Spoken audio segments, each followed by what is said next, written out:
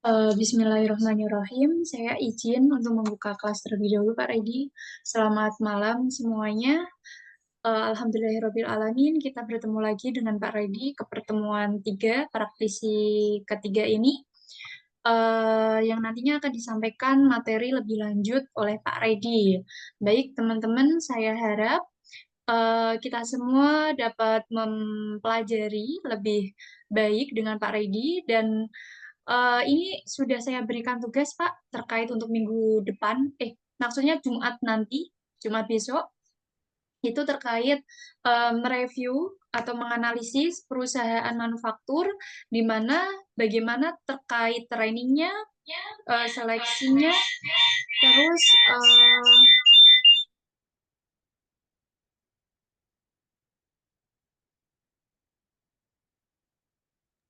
terus terkait bagaimana perusahaan tersebut memberikan kompensasi dan tentang manajemennya lebih lanjut. Jadi lebih ke kinerja perusahaan tersebut untuk dianalisis, Pak. Nah, untuk itu tugas-tugas itu akan disampaikan mahasiswa pada pertemuan Jumat nanti dan untuk pertemuan ini mungkin kelas lebih saya serahkan dengan Pak Redi. Ngoten, Pak? Boleh, boleh, boleh. Bagus, bagus, bagus. Ya, baik. Mungkin teman-teman semua, saya harap pada malam hari ini, kesempatan ini lebih aktif kembali, dan kelas saya serahkan Pak Redi. Monggo, Pak. Ya, terima kasih. Selamat malam semuanya ya. Emang, Sampai ya kita ketemu di hari ini ya. Sorry ya, ada beberapa minggu yang kosong ya. Oke, sekarang kita mulai dari slide yang pertama ya.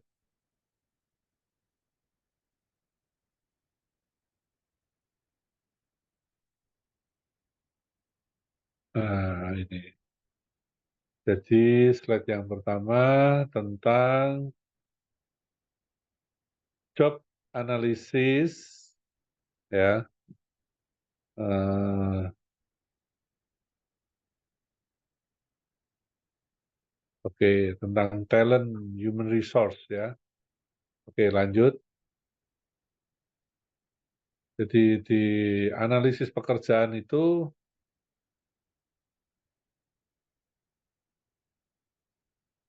bentar, menurut Dassler 2016 itu analisis pekerjaan adalah prosedur untuk menentukan tugas dari posisi dalam perusahaan dan karakteristik orang yang harus dipekerjakan. Jadi memang benar ya, kalau kalau analisis itu harus memberi pekerjaan itu harus sesuai dengan karakter orangnya ya. Kalau tidak sesuai itu nanti kasihan ya, gitu. Terus menurut Robin and Coulter 2016, analisis pekerjaan yaitu penilaian yang merinci sebuah pekerjaan beserta perilaku yang diperlukan dalam mengerjakannya. Ya, jadi analisis penilaian ini untuk menentukan misalnya pekerjaan outdoor gitu kan, pekerjaan outdoor atau pekerjaan yang bersifat banyak aktivitas di luar gitu kan, akan sangat berbeda dengan pekerjaan yang berada di indoor, terutama indoornya yang di meja, belakang meja gitu. Tipe tipe desk, meja atau tipe outdoor yang suka di lapangan. Itu memang harus disesuaikan ya. Terus proses yang digunakan untuk menentukan tugas suatu pekerjaan dan kebutuhan SDM yang diperlukan. Benar, jadi pertama-tama analisis pekerjaan itu harus dipelajari dulu, tipe pekerjaannya seperti apa, gitu. Kalau kalau tipe pekerjaannya indoor, Terus kemudian ambil kata lah ya, pekerjaannya tipenya ini garis besar aja dibagi dua, dua besar ya. Satu yang model desktop, yang satu model lapangan gitu. Kalau orangnya aktif, orangnya tipenya apa suka outdoor outdoor activity gitu. Orangnya tipe olahragawan begitu, yang usil begitu, ya dia nggak akan cocok kalau diberikan pekerjaan yang ada di meja, yang di belakang meja gitu. Jadi analisa pekerjaan itu pertama-tama itu dulu. Ini tipe apa nih? Tipe pekerjaan lapangan atau pekerjaan di meja? Kalau dia tipe meja, ya berarti kurang lebih tipe akunting, tipe pajak, tipe administrasi gitu. Ya toh. Nah, itu dia ya pasti dari masuk sampai balik kantor ya pasti akan 90% ya berada di meja karena dia akan tugasnya mengumpulkan data dan menganalisa data ya gitu. Ya, tentunya di situ akan dirinci lagi apakah dia orang yang apa namanya analytical, maksudnya teliti, atau dia tipe meja tapi orangnya ceroboh gitu. Nah itu analisis pekerjaan ini penting juga harus mempunyai kriteria gitu. Apakah dia di tipe kita ambil sampel tipe yang di meja, ya toh. Di meja sendiri akan dipecah lagi. Apakah dia orang yang analitik thinkingnya bagus, apakah dia tipe yang bukan analitik, tapi tipe yang akurasi. Jadi data-datanya dia tepat dan dia sangat teliti, bahkan angka 0, sekian aja ketahuan gitu kan. Atau dia eh, analitik strateginya bagus gitu. Tapi dia ceroboh, biasanya begitu. Kalau yang teliti biasanya analitiknya itu agak tulalit gitu. Tapi kalau yang analitiknya tajam, biasanya agak ceroboh gitu. Ada sih yang analitiknya bagus dan teliti itu ada, tapi itu jarang gitu ya. Terus ada juga dia meja, tapi dia tidak well organized orangnya. Jadi dia apa namanya dalam membuat laporan, dalam apa itu dia nggak rapi gitu loh, ngerti kan? Karena analitiknya jelek, dia nggak rapi gitu. Dia rapi kalau me- menganalisa apa yang sudah dirapikan orang, dia menganalisa dia rapi. Tapi kalau dia disuruh ngerapikan data itu nggak bisa. Nah, gitu. Itu ada juga. Nah, hal-hal seperti itu memang harus sesuai, karena kalau nggak sesuai, analisa pekerjaan tersebut, misalnya yang tipe outdoor, yang biasa dia apa namanya lari sana lari sini gitu kan, sibuk sana sibuk sini, terus tahu-tahu dikasih meja, dikasih komputer, dikasih data begitu, suruh dia kerja gitu.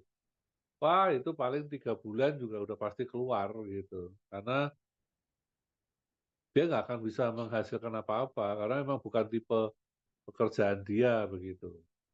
Ya, itu tipe pekerjaannya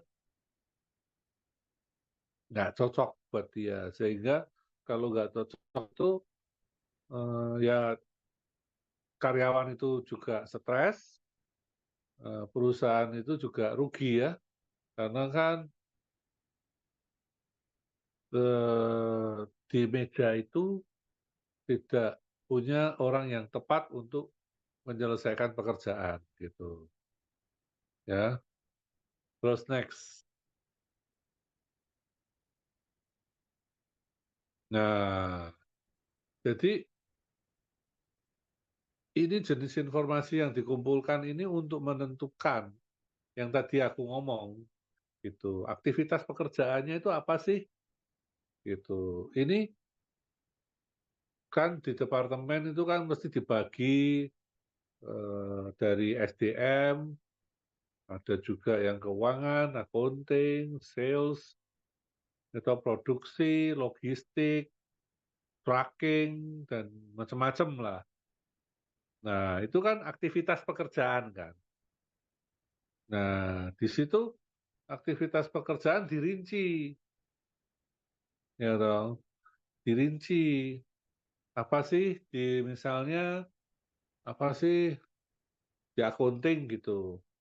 Apa sih pekerjaan aktivitas di accounting gitu?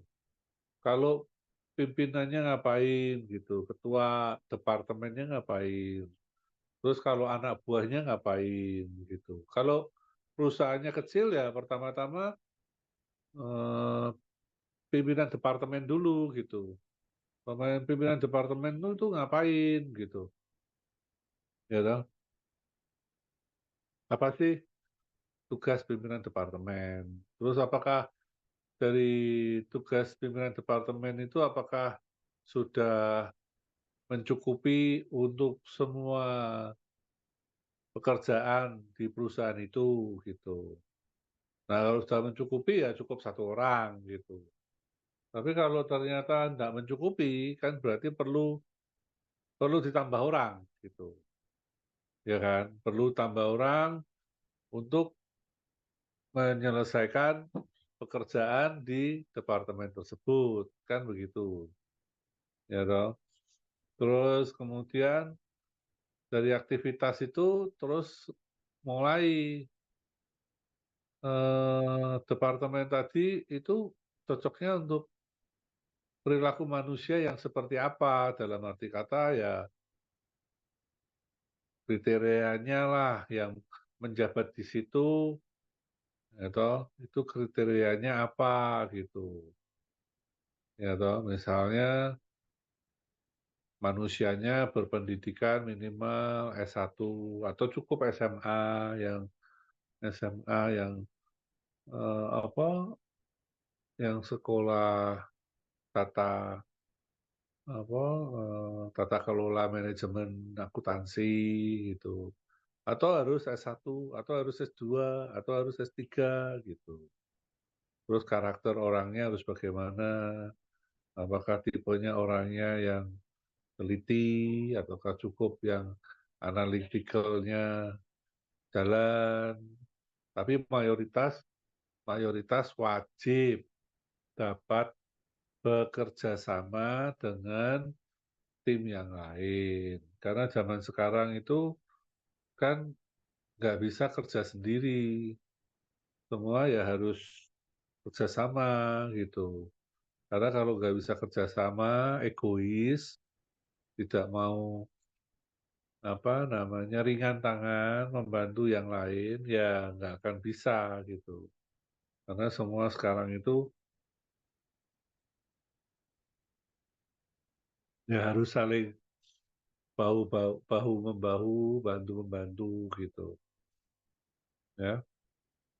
Karena sebetulnya kalau nggak mau kerjasama itu justru yang rugi diri sendiri. Kenapa? Ya artinya kalau kita bekerja di sebuah teamwork ya, perusahaan itu kan teamwork ya. Hasil kerjanya kan baru kelihatan kalau sama-sama gitu, bukan sendirian gitu, ya toh. Nah, kalau namanya perusahaan kerjanya teamwork, terus kita nggak mau kerjasama, ya toh, ya kita akan banyak musuhnya gitu. Nah, dengan kita banyak musuhnya kan secara otomatis secara otomatis eh, nggak enak kan lingkungan kerjanya, terus secara otomatis akan terhambat juga kita sama yang lain gitu, karena kan jadi bermusuhan gitu. Jadi memang dalam perusahaan kita harus ringan tangan lah, saling membantu gitu, ya. Terus kemudian di departemen tersebut apa sih alat kerjanya yang digunakan gitu. Kalau accounting kan yang jelas kan apa namanya komputer ya toh, PC, laptop ya toh, terus buat tabel ya toh, terus buat eh, kode-kode buat apa kartu stok. Nah, kan accounting begitu untuk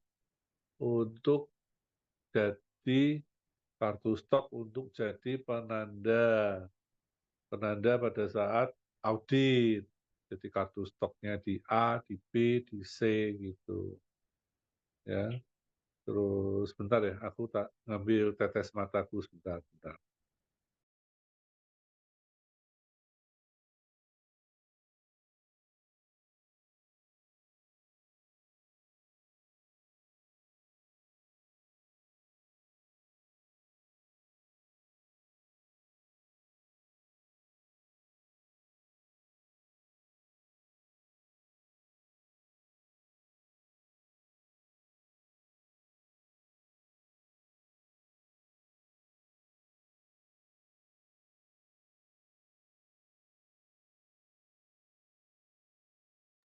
Oke, udah. Nah, alat bantunya beda-beda di tiap departemen, ya toh.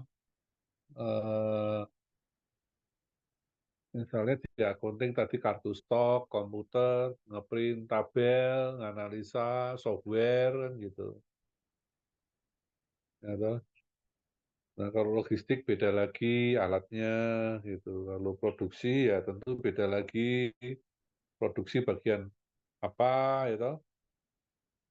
Produksi bagian apa, departemen apa gitu. Pasti pasti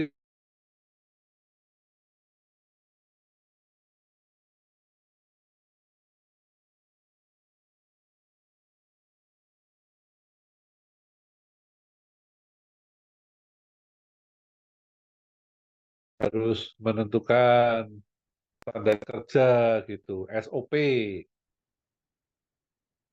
ya toh. SOP itu menentukan bahwa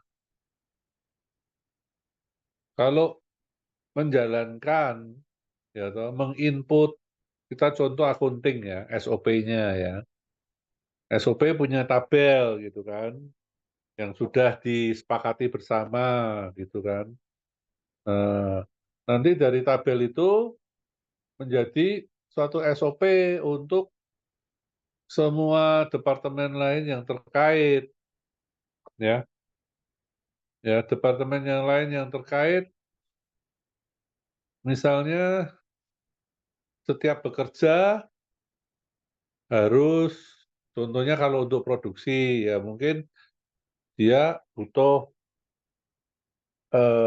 SPK ya, surat perintah kerja, yang kemudian menjadi laporan kerja harian, gitu. Jadi tiap operator gitu yang mau bekerja harus minta SPK dulu. Nah, itu ada SOP-nya. SPK-nya apa, tabelnya mana, yang diisi apa, ditanda tangan bagaimana, itu ada tabelnya.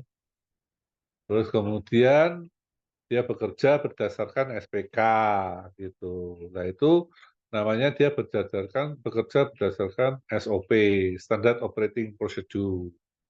Jadi nggak bisa orang bekerja main selonong begitu nggak bisa, apalagi kalau perusahaan yang sudah terstandar ISO, nggak bisa.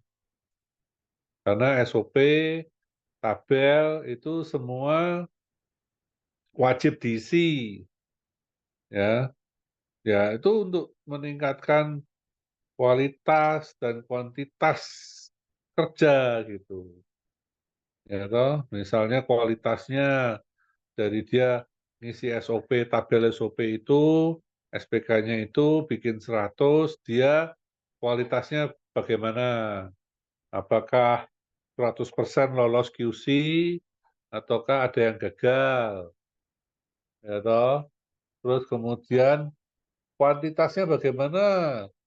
Apakah kuantitasnya 100% dia sesuai target atau dia anu lebih, atau kalau lebih kan ada insentifnya, atau dia di bawah target gitu kuantitasnya. Terus dari kuantitas tadi, yang lolos QC berapa persen? Apakah 100% ataukah berapa item atau bagaimana gitu. Nah, itu untuk mengetahui kualitas. Nah, dari situ akan diketahui KPI, ya toh. KPI itu eh, Key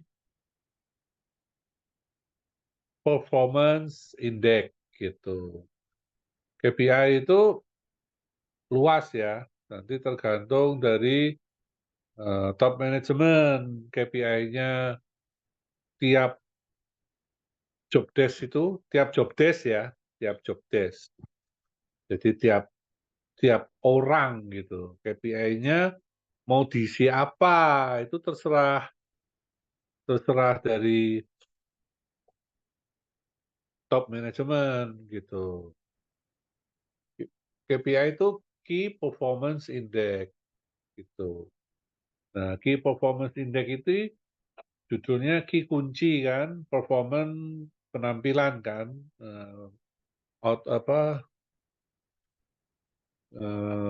kinerja.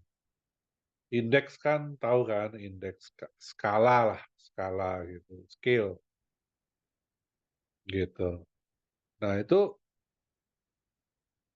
dari laporan SPK, surat perintah kerja, dan laporan kerja harian, gitu kan. Nah, itu akan ditotal gitu kan, dalam waktu seminggu, sebulan, 3 bulan, setengah tahun, gitu.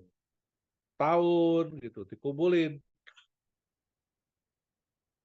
Nah, itu muncullah jadi KPI, gitu.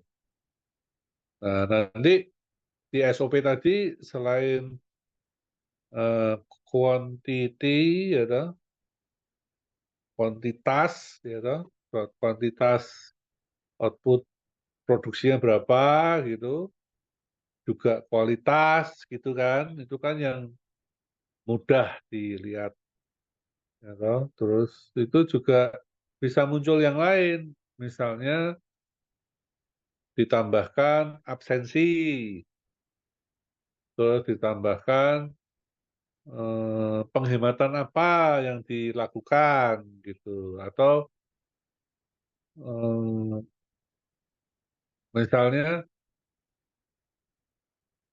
misalnya untuk menghasilkan 1 unit itu umumnya menghemat apa, umumnya umumnya 1 jam menghasilkan 100 atau 60 item gitu. Lah dia bisa ternyata 1 jam bisa menghasilkan 100 gitu, misalnya begitu.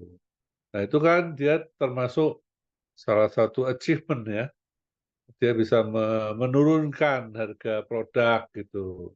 Nah, itu bisa dimunculin di KPI-nya. Nah, di mana nanti KPI itu tergantung top manajemen, bisa bisa jadi bonus, dibalikin lagi dalam bentuk bonus, atau dibalikin dalam bentuk insentif di luar gajinya bulanan, ya toh. Atau mungkin juga dibalikin dalam bentuk jalan-jalan gratis dibayarin gitu kan. Nah, itu sangat mungkin gitu ya. Nah, terus di konteks pekerjaan gitu. Nah, tentunya KPI itu ya udah termasuk dalam penilaian gitu, kondisi kerjaan seperti apa, jadwal pekerjaan seperti apa gitu kan. Apakah kondisinya normal, apakah kayak kemarin Semarang banjir, ataukah lampu mati, walaupun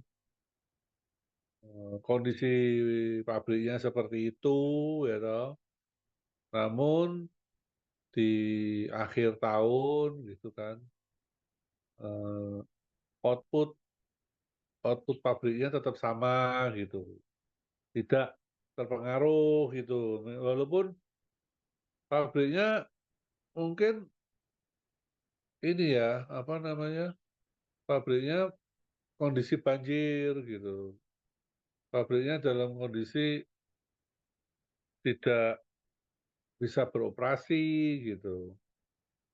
Tapi kenyataan anu,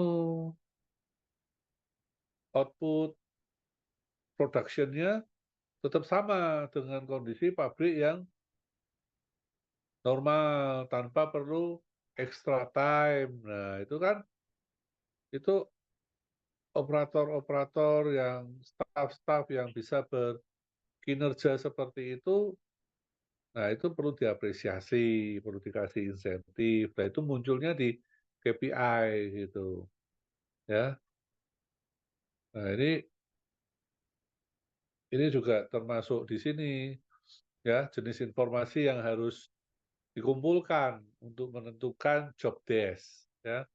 Terus persyaratan ke manusia gitu. Ya, persyaratan manusia ya untuk men mencocokkan ya, bahwa di job desk tersebut, ya toh sepantasnya, ya toh, diemban oleh, eee, apa, staf yang apa, yang berpendidikan seperti apa, berpengalaman seperti apa, yang kepribadian seperti apa, yang punya minat seperti apa, gitu kan. Ya harus dicocokin. Karena contohnya ya, contoh nih, ini kejadian ini. Kalau orang sudah kerja di bidang pembelian ya, sudah bekerja di bidang pembelian selama 10 tahun, 20 tahun gitu kan.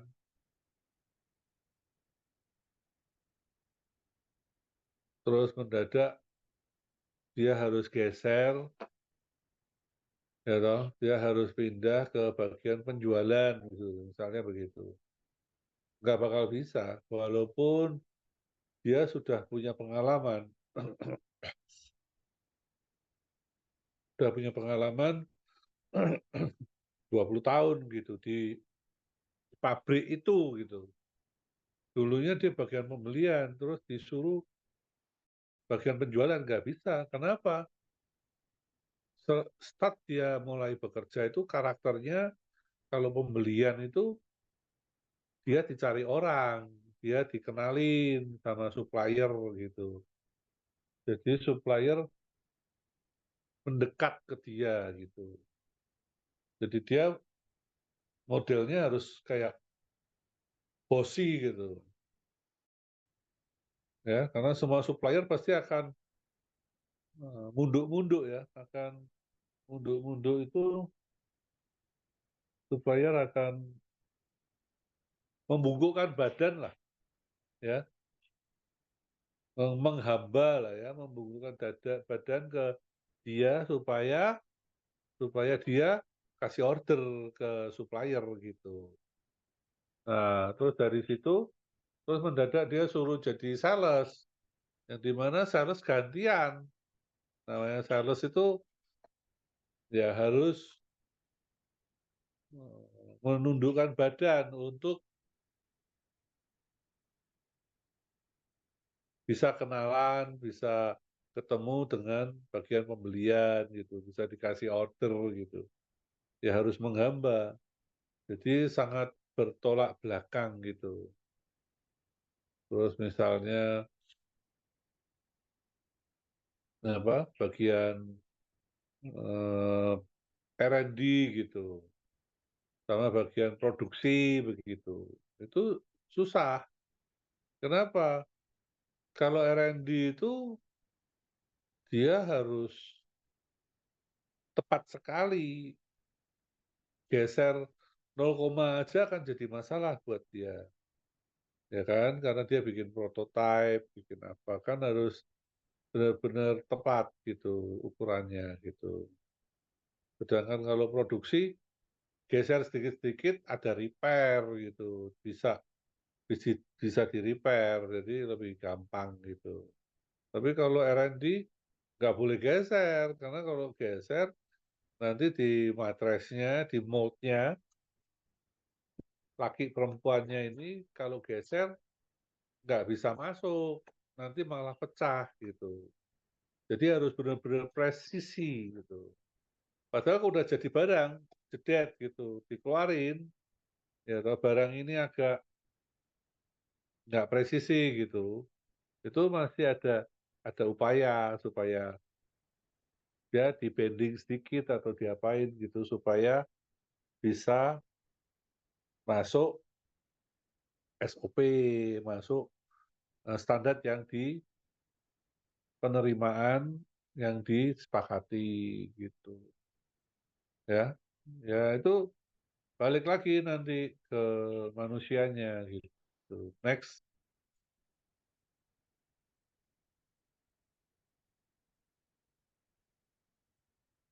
Nah,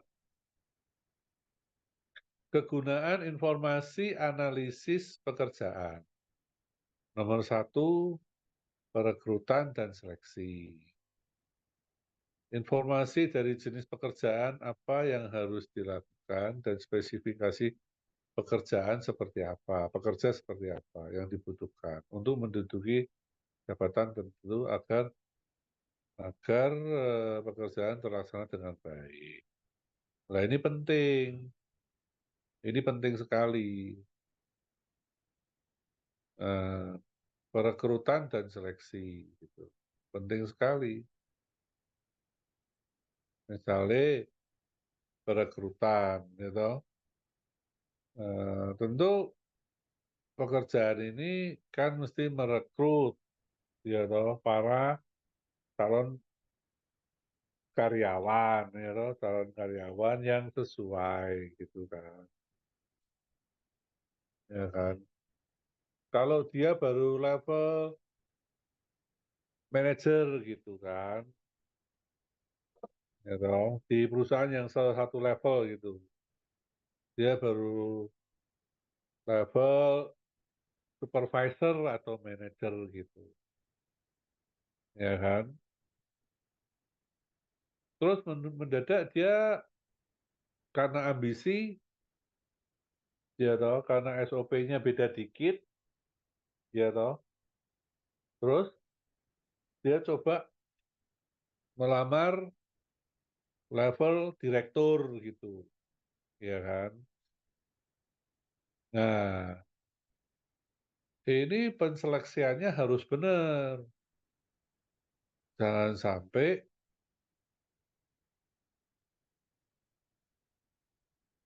ya toh, orang itu masuk, diseleksi, ya toh, terus ternyata dia itu nggak mempunyai kemampuan jadi direktur, gitu. Ternyata dia baru supervisor, gitu. Sehingga diberi pekerjaan ini, pekerjaan itu, nggak bisa selesai semua, karena memang nggak mampu, gitu loh, ngerti kan? Kalau level direktur kan harus lengkap ilmunya, harus bisa strategic planning, harus bisa analytical thinking, ya toh, harus bisa ambil eksekusi, ya minimal berani mengajukan anulah, apa namanya, berani mengajukan ide kalau solusi atau apa gitu. Jadi bukan level operator gitu, model di perintah baru kerja, ya itu bukan direktur namanya. Namanya ya masih supervisor, baru diperintah, baru bekerja. Kalau direktur itu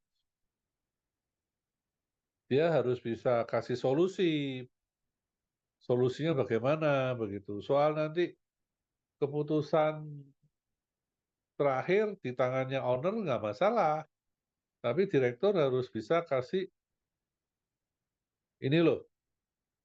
Kalau masalah ini solusinya harus begini, harus begini, harus begini.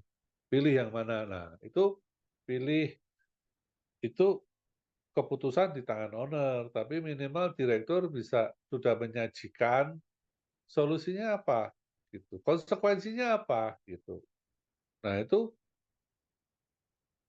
seleksi sangat penting, gitu.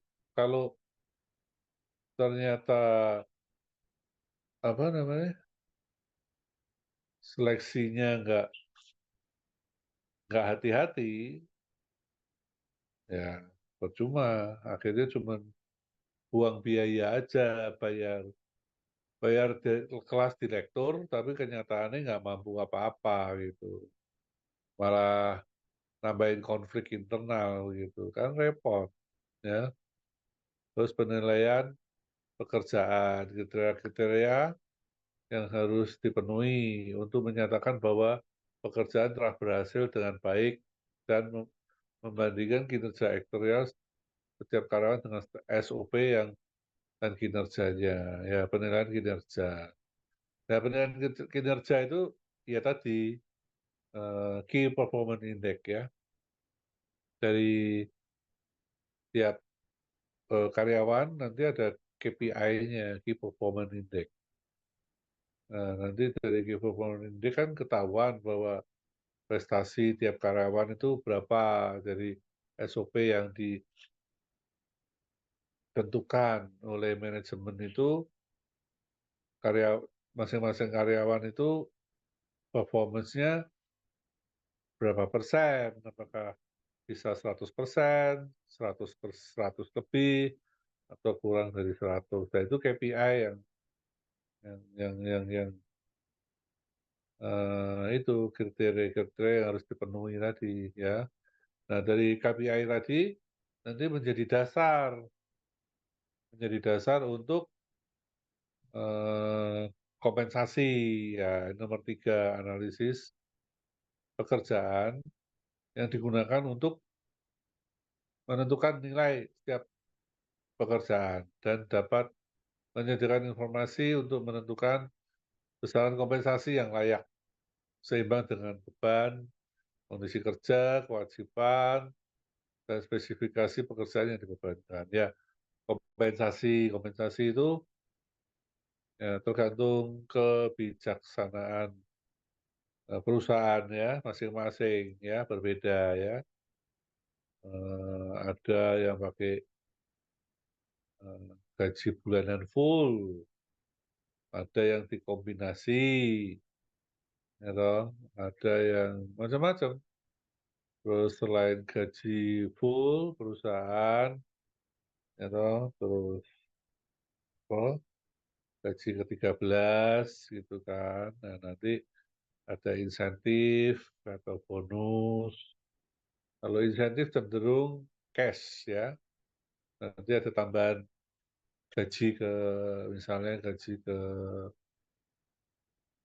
13 kan sudah lebaran ya. Gaji ke-14 misalnya tahun baru, terus gaji ke-15 atau gaji 16, gaji 17 gitu. Insentif itu biasanya. Nah, bonus lebih ke acara bersama, misalnya bonusnya jalan-jalan gitu. Kan nggak harus luar negeri, bisa juga jalan-jalan dalam negeri ke Bali atau ke Jakarta atau kemana gitu, itu bonusnya gitu. Bisa. Kalau di perusahaan kita beberapa sebelum COVID itu bonusnya ke Singapura, Malaysia, terus ke Guangzhou gitu. Nah, nah, terus kemudian kalau itu sudah dijalankan, tinggal bagaimana mengupgrade, ya toh, mengupgrade perlu pelatihan, gitu. Ya, upgrade perlu pelatihan, misalnya sekarang mulai pakai software gitu kan, ya berarti perlu pelatihan software, terus pelatihan misalnya pakai bahasa Inggris, bahasa Mandarin, atau pelatihan-pelatihan yang terkait dengan pekerjaan gitu, supaya meningkat keterampilannya gitu. Ya itu tergantung keputusan top manajemen mau berapa anu ditingkatkan kemampuan setiap stafnya gitu. Lanjut, next. Nah, ini langkah-langkah dalam melakukan analisis pekerjaan. Memutuskan bagaimana akan menggunakan informasi. Ya tadi setelah data dikumpulkan, ya toh, pertama-tama menentukan dulu bidang pekerjaannya apa, job description-nya apa. Nah, dari job description tadi muncul kriteria eh, yang menjabat itu harus berkriteria apa gitu kan. Terus kemudian baru muncul eh, targetnya di posisi itu apa gitu kan. Nah, terus dari target kompensasinya bagaimana ya kan. Terus terakhir pelatihan apa yang akan diwajibkan untuk diikuti supaya yang pegang posisi itu makin terampil gitu kan. Nah ini kurang lebih sama ini langkah-langkahnya, yaitu memutuskan bagaimana akan menggunakan informasi, terus meninjau informasi dengan latar belakang yang relevan, gitu. Terus memilih posisi representatif, ya. Memilih siapa orangnya lah, yang itu. Menganalisa pekerjaan secara nyata, ya toh. Kalau di tempat kita namanya time study. Jadi dari job desk itu dilakukan time study operator gitu. Dia berapa sih, targetnya berapa sih, kenyataan dia berapa sih. Nah, rata-rata orang kalau bekerja di sana, rata-rata time study-nya satu item berapa menit dia butuh gitu. Jadi 1 jam menghasilkan berapa gitu. Nah, itu yang akan menjadi acuan standar SOP gitu. Kalau lebih ya ditulis lebih, berarti dalam waktu 1 jam dia bisa memproduksi lebih gitu kan. Nah terus quantity berapa gitu kan. Terus yang lolos QC berapa. Nah itu semua analisa pekerjaan secara nyata ya. terus memverifikasi informasi, analisis pekerjaan, ya di cross check ulang ya. Maksudnya ya bukan cuma ke satu pekerja, tapi juga bagaimana sih dengan orang lain gitu, tim lain yang kerja gimana gitu, sehingga makin banyak yang subjek ya, yang mengerjakan gitu, dengan data yang makin banyak gitu, ya akan lebih apa real ya dalam menentukan eh, berapa sih target yang pantas gitu, akan lebih masuk akal untuk dicapai gitu ya. Terus nomor 6, pengembangan deskripsi pekerjaan dan spesifikasi pekerjaan. Ya maksudnya kalau sudah diketahui atau pekerjaannya apa ya mulailah deskripsinya diperjelas supaya orang semua level lah ya, semua level pekerjaan gitu kan, itu mereka dengan membaca deskripsi akan jadi lebih mudah ya. Nah, otomatis kalau orang baca mudah, mudah paham gitu kan, ya otomatis outputnya juga akan lebih baik gitu daripada yang kerja nggak mudeng ini kerja apa gitu, itu outputnya biasanya kok kurang pas gitu yang saya tahu ya. Next, metode pengumpulan data ya, ya wawancara paling efektif. Jadi tiap orang dilakukan wawancara ya kan, pekerjaan itu terus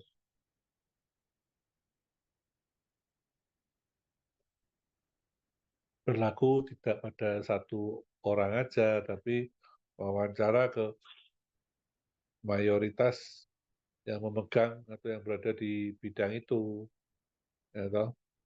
Sehingga dari kumpulan data wawancara tadi bisa akan lebih mendekati real gitu, real data yang dibutuhkan gitu.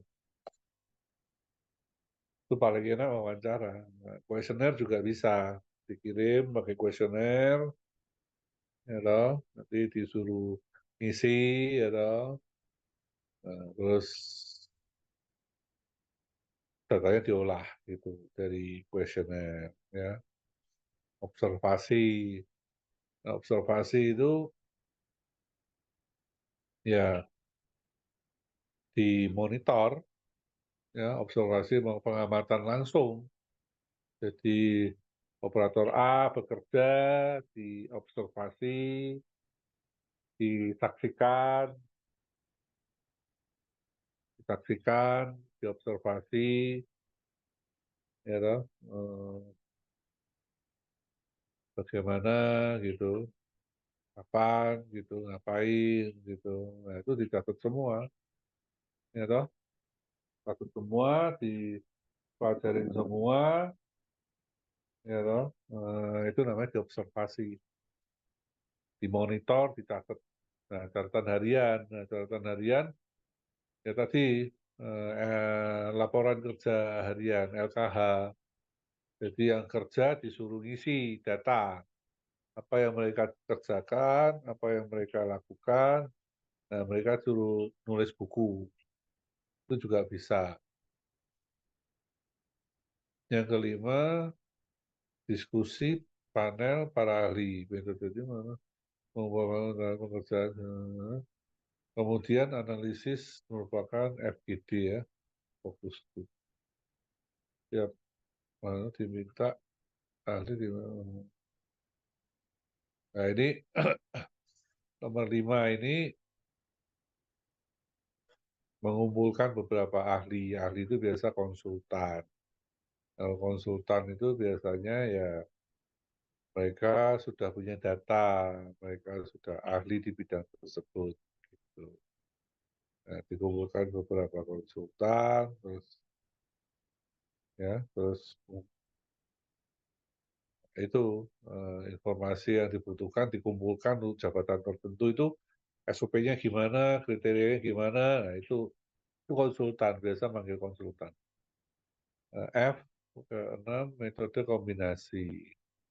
Biasanya seorang ahli sudah menggunakan kombinasi yang sering kecelakaan mungkin menggunakan maksudnya. Ya, ini kombinasi di antara 5 tadi lah, ya toh. Mau yang mana, antara mana, dengan mana, untuk menentukan, mengumpulkan data, untuk menentukan job description, KPI, dan segala macam.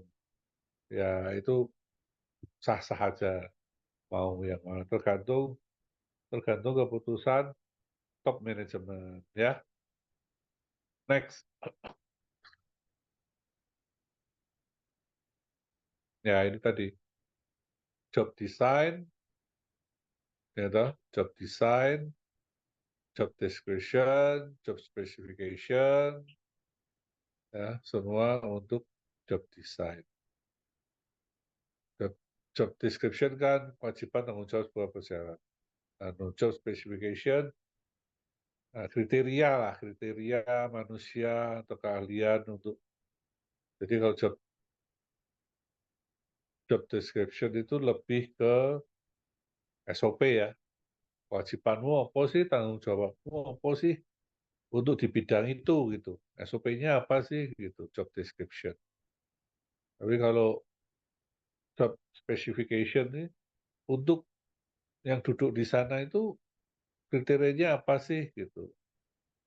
Apakah sarjana kimia atau sarjana apa gitu. Memang kedua komponen ini memang harus ditemukan gitu ya. Karena misalnya untuk job desk menganalisa kimia ya berarti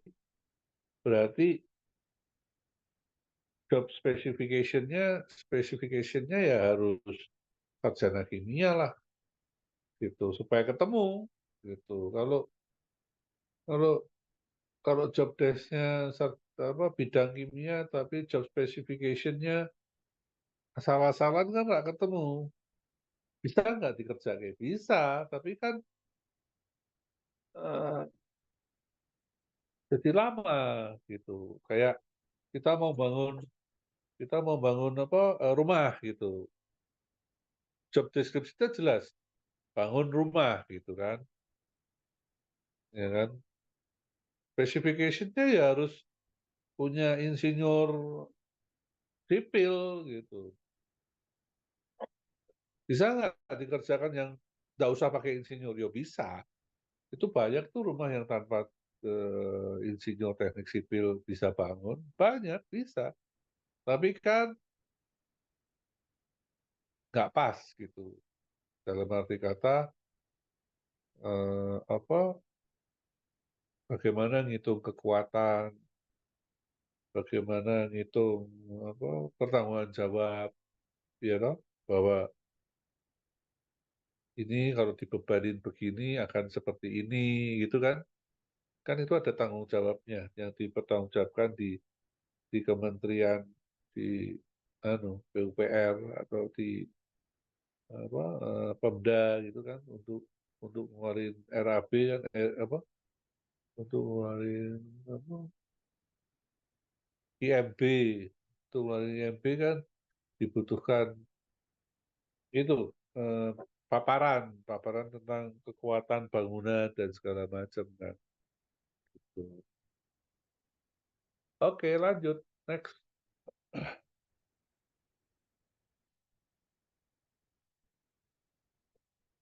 Nah, ini bagian-bagian ini penulisan dalam job description. Job description itu ya tentang ini SOP ya, penulisan tentang job description. Description pekerjaan yaitu pernyataan tertulis mengenai apa sebenarnya yang dilakukan pekerja, bagaimana dia melakukan, dan bagaimana kondisi pekerjaan tersebut. Dalam Deskripsi pekerjaan memuat antara lain ya SOP itu ya, identifikasi pekerjaannya apa sih, kodenya apa, posisinya apa dalam struktur organisasi, rangkuman pekerjaan, ya toh, apa yang dikerjakan, dari cara melakukan, bagaimana, mengapa pekerjaan tersebut dilakukan, terus tanggung jawabnya sampai di mana, tugasnya ngapain, gitu. Standar kinerjanya seperti apa yang diharapkan oleh perusahaan, yang harus diwujudkan oleh staf atau karyawan yang berada di posisi tersebut, ya toh, mana yang termasuk standar, mana yang lebih, mana yang kurang, nah, itu tanggung jawabnya sampai di mana, kondisi pekerjaan, misalnya ya berada di tingkat kebisingan yang tinggi atau rendah, atau kondisi berbahaya, atau spesifikasi pekerjaan gitu, ya. Next.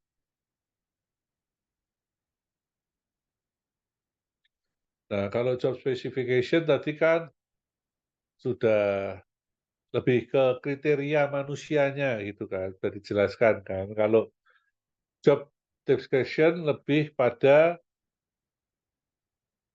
SOP, lebih pada kepekerjaannya. Kalau job specification, lah ini lebih cocok ke kriteria manusianya gitu, ya. Apakah untuk di job description tadi menyelesaikan pekerjaan yang tadi, nah kriterianya itu dibutuhkan, ya toh, karyawan yang mempunyai, nah itu, ini informasi dari spesifikasi untuk syarat-syarat minimum yang harus dipenuhi pekerjaannya, kriteria dalam melaksanakan pekerjaannya. Misalnya, apakah personelnya wajib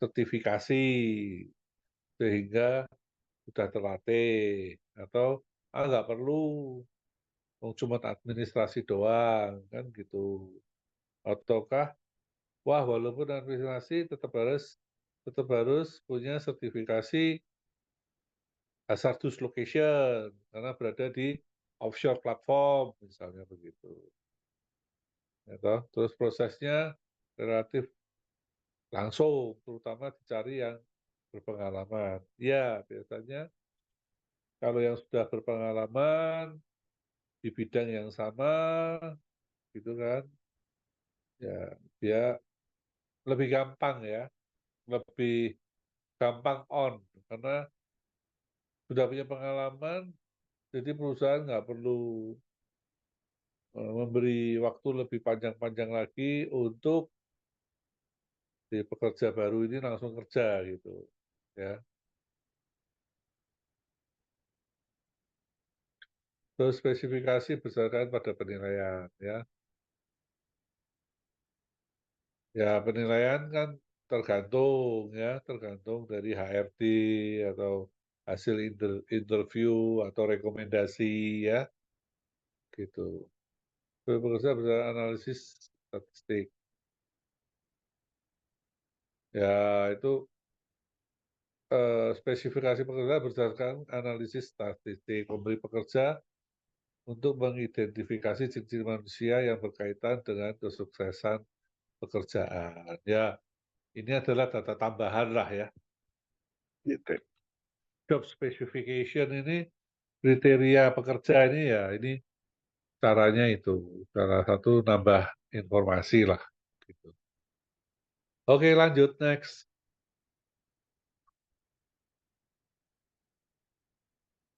Proses manajemen bakat ya.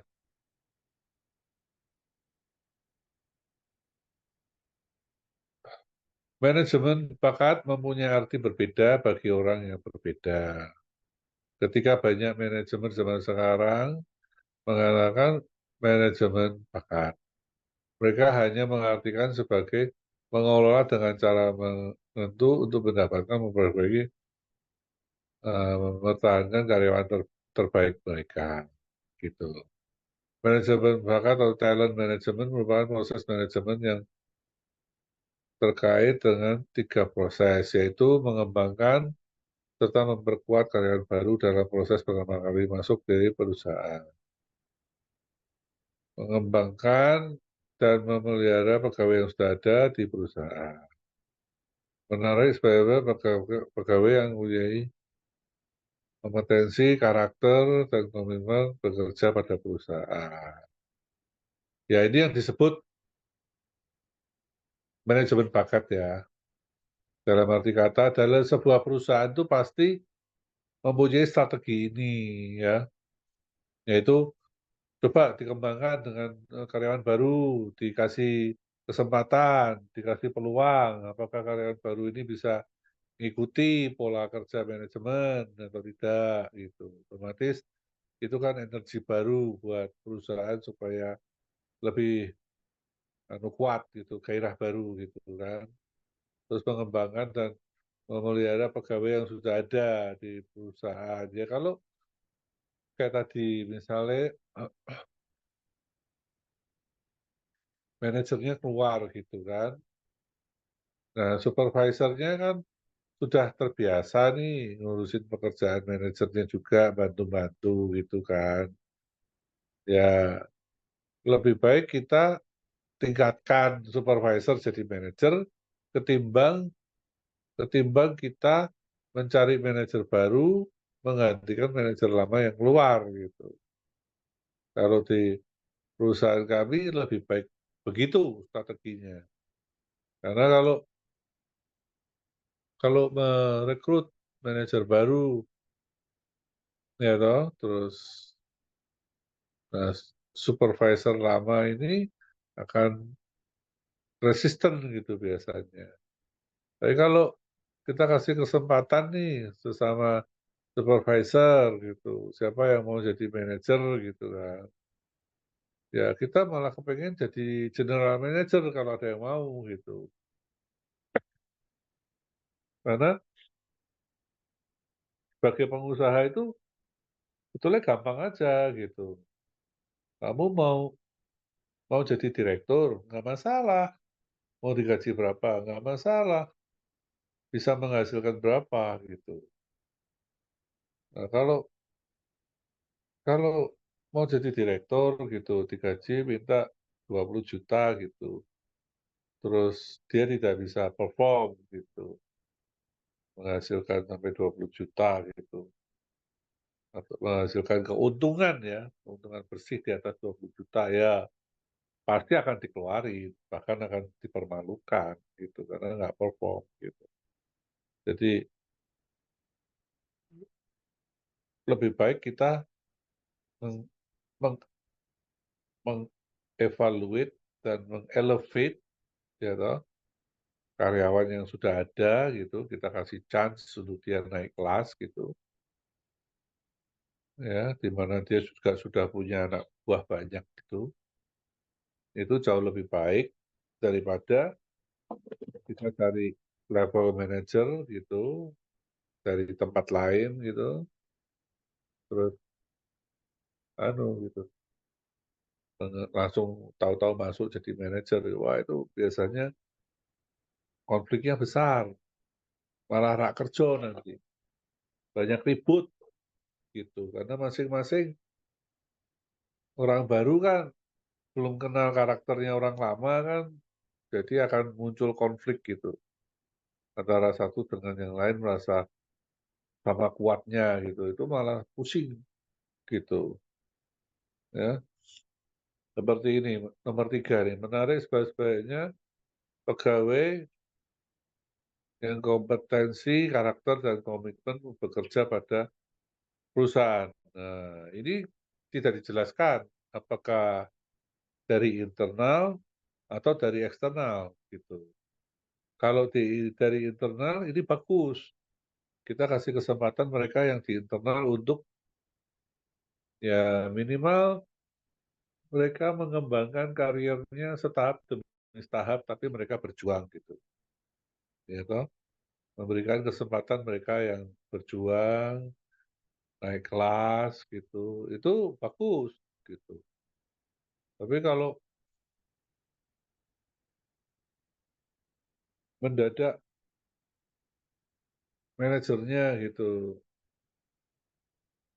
dari luar, nah, gaya kepemimpinan orang ini dengan kultur perusahaan ini, manajemen ini yang sudah berjalan puluhan tahun ini 99% nggak cocok gitu.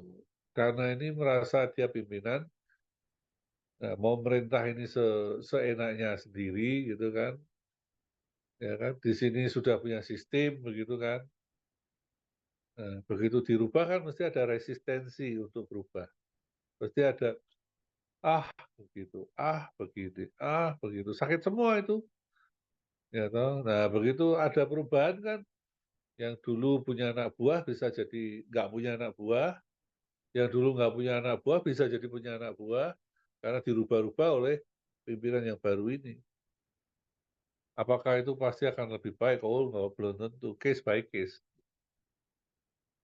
ya kan? Jadi memang benar, nomor 3 itu benar.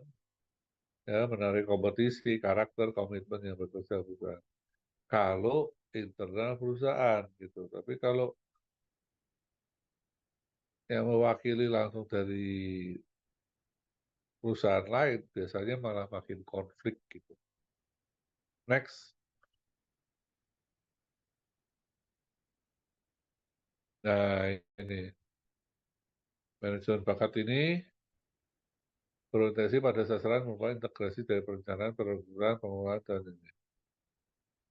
Ini kalau di S3 di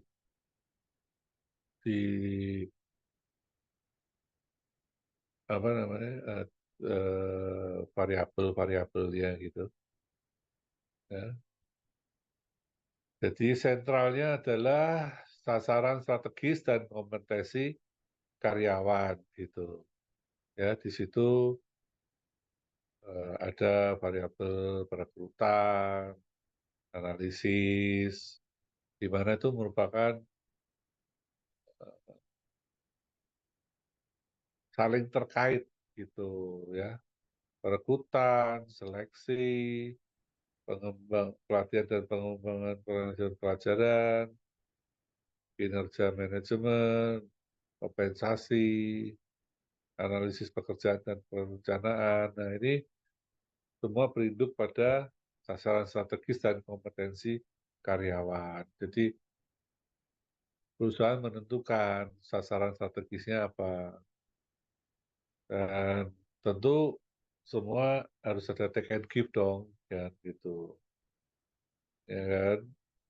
Kalau perusahaan sudah menentukan sasaran strategisnya, tentu akan menentukan standar pencapaiannya, ya, tentu akan muncul KPI-nya, ya toh. Dari KPI akan muncul berikutnya insentif dan bonusnya apa begitu, ya. Terus lanjut, next.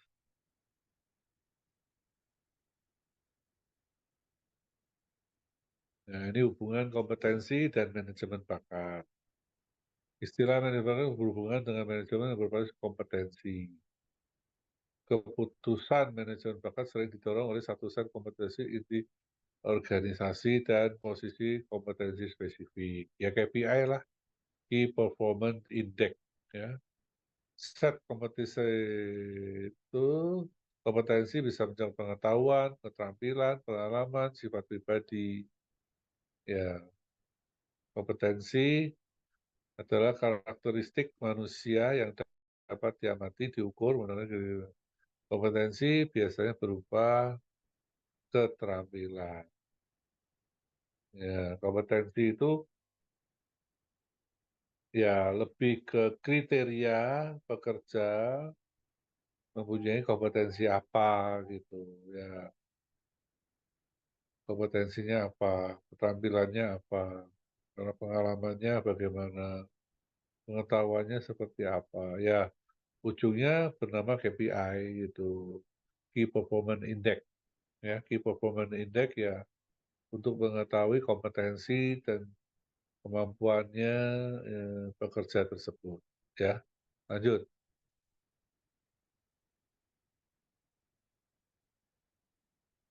Manfaat manajemen bakat, mengoptimalkan kualitas, kapabilitas, dan produktivitas. Mengoptimalkan komitmen terhadap karyawan yang bernilai tinggi. Mengoptimalkan efisiensi biaya lewat reduksi pemborosan yang berkelanjutan. Menangani serta mengidentifikasi pengembangan karier pegawai.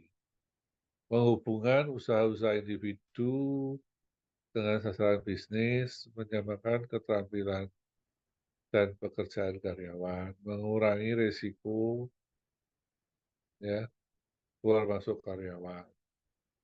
Jadi manfaat manajemen bakat tadi yang merekrut orang baru, ya toh, terus kemudian eh, memberi kesempatan eh, karyawan yang existing, ya toh. Terus yang ketiga adalah meningkatkan, ya toh, meningkatkan keterampilan, ya toh, bakat, talent dari semua karyawan, baik yang internal maupun yang eksternal. Nah itu kan tiga tipe manajemen bakat ini. Ya, ini akan sangat terkait juga dengan apa manfaatnya ini ada berapa nih? Satu, dua, tiga, empat, lima, enam, tujuh.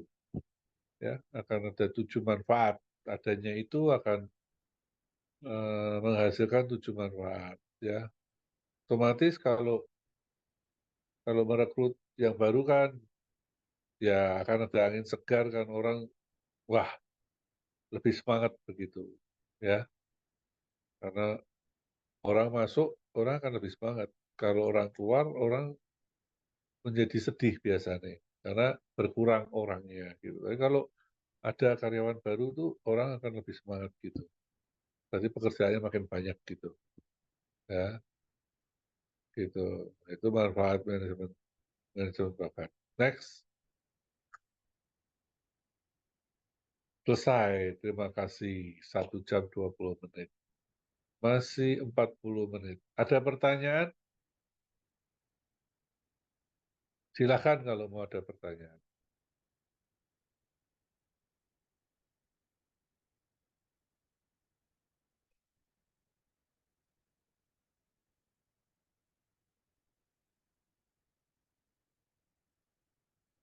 Ayo kalau mau ada pertanyaan dari siapa aja.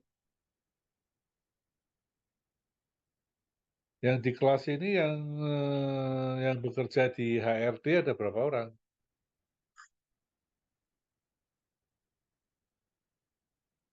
Coba berapa orang?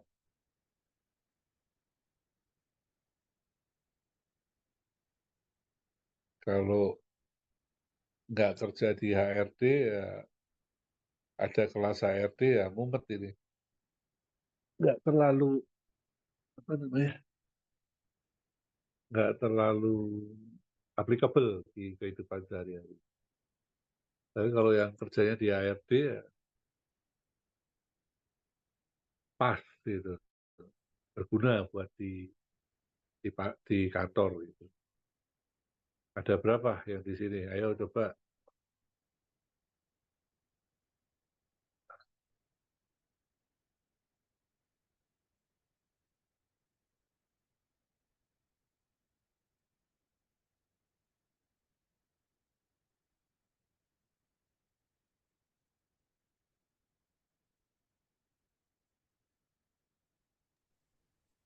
Mungkin saya bantu Pak untuk menembak langsung mahasiswanya biar eh, untuk menjawab.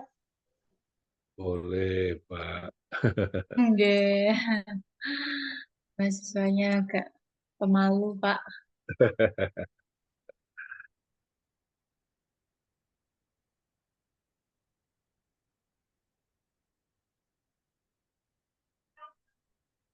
Ini titik ini juga bekerja, Pak. Bisa disampaikan titik Maryuni, Oh,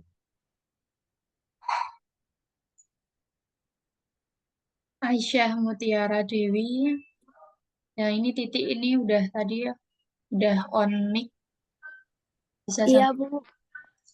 Untuk saya bekerja di bagian gudang, Bu, di warehouse, oh, bukan di departemen HRD, tapi di oh, departemen gudang warehouse. Gitu. oh. Di warehouse-nya dipegang administrasi atau atau di kepala warehouse-nya? Bagian administrasinya, Pak. Oh, ya. Itu administrasi warehouse itu paling berat itu. Iya, Hmm. soalnya kita mendata barang masuk, barang Ya. kedatangan. Oh, kalau barang keluar orang lain lagi ya. Ada lagi adminnya, Pak. Nah, itu kombinasi itu sifatnya, kriterianya. Ya harus di meja juga harus di lapangan. Iya, ada adminnya tersendiri. Nah, setiap barang itu ada PJ-nya sendiri, Pak. Penanggung jawabnya Oh, sendiri.